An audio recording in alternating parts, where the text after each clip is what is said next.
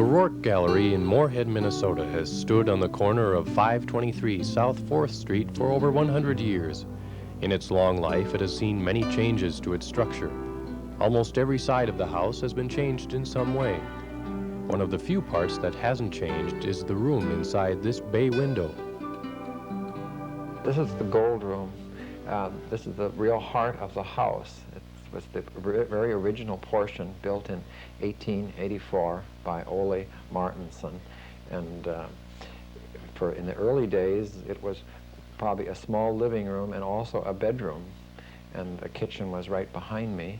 And that was the house. It was really a small cottage-like house in 1884. And then in 1888, they added what turned out to be the two living rooms to the front of the house. And the house kept growing out, heading east all the time. And it started way in the back part here in the more western portion of the house.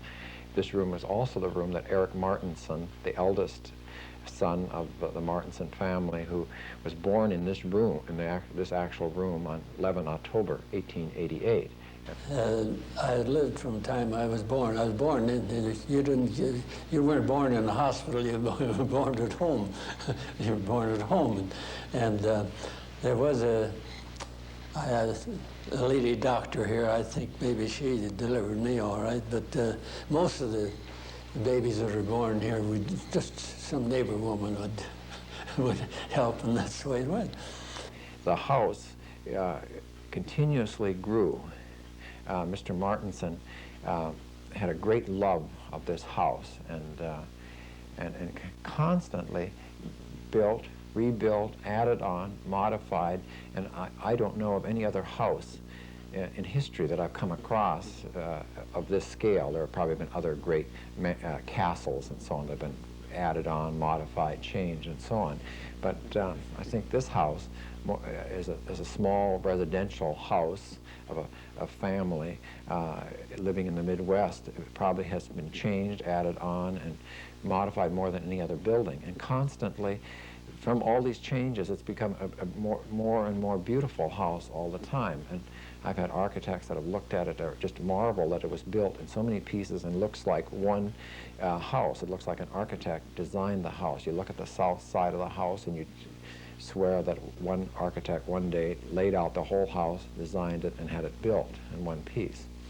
This room with the fireplace, the main living room, it and the room right behind it were built in about 1888, we believe.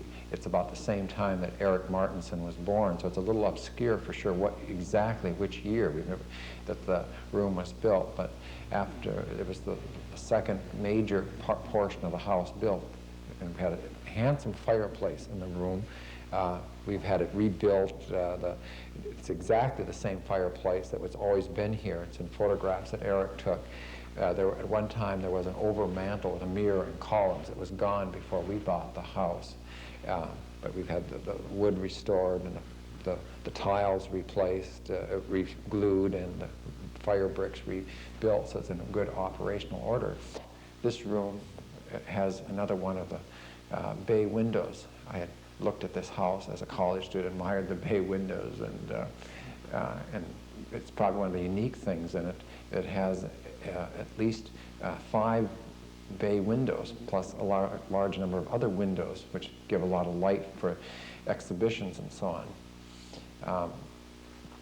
Another great thing about the house is the hardwood floors. The house has beautiful hard maple floors throughout the house. The most drastic changes took place quite early in the life of the house. Soon after the addition in 1888 was completed, the last major addition was built onto the house in 1900.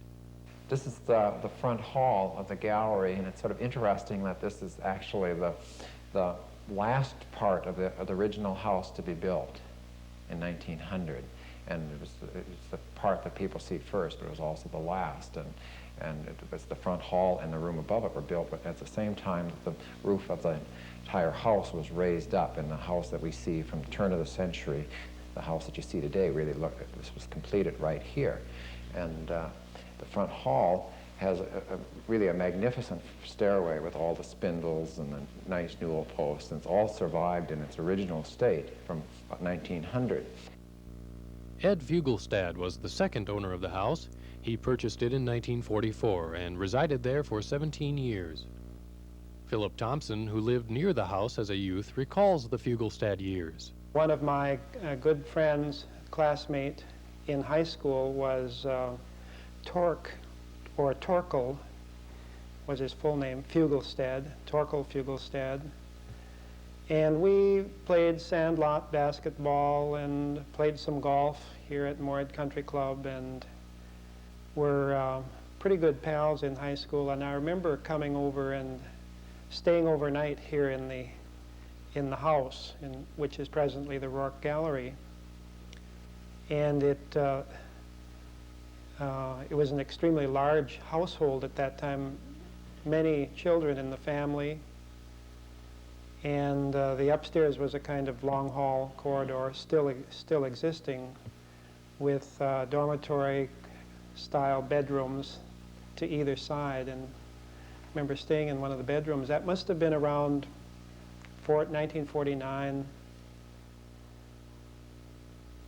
And then later, when the house was taken over by the Rourke Gallery, I began exhibiting art here, starting in the 1960s,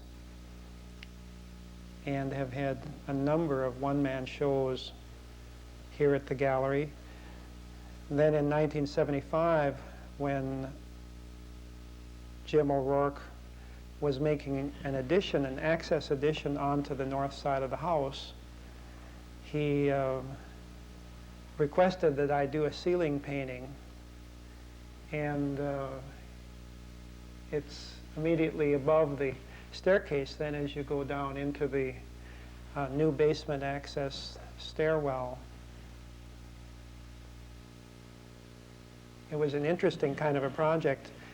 Being that it was small, I could paint it on the ground, and then it was simply installed as a panel up in the ceiling.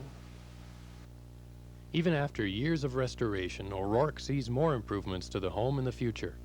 There's always upkeep to the house, and it needs a lot of, I suppose old houses need sort of a lot of love and tender care, and they're always being worked on. We're always painting and working, and currently the area of the house we're in, we did a lot of work in 1970, and already 18 years later, some of the footings and foundations, because of the strange soil, and the house sits on sort of a side of a hill, and we're, I'm sure in the next few years, going to be digging out and rebuilding the under part of the house we're in right now. And while we do that, we will actually add another gallery into the basement. We'll actually start doing perhaps like the Smithsonian is adding, maybe our largest gallery will be underground, under the back part of the house here, because so we won't change the outside of the house. We'll start building under it. So this whole area in the back side of the house, which is, we might add a gallery that's 40-some feet long and 12, 14 feet wide, which would be the major space, would be probably underground and back here in the house.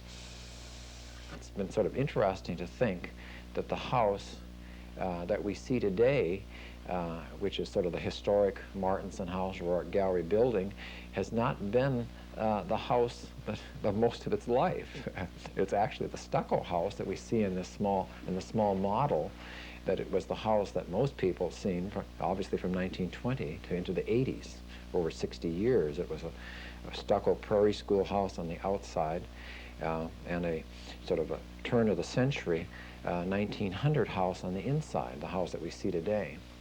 We've also found it to be a fantastic house for an art gallery, as adaptive use of a building. It's probably one of the best examples of how a great old house could be maintained into the, probably into the next century.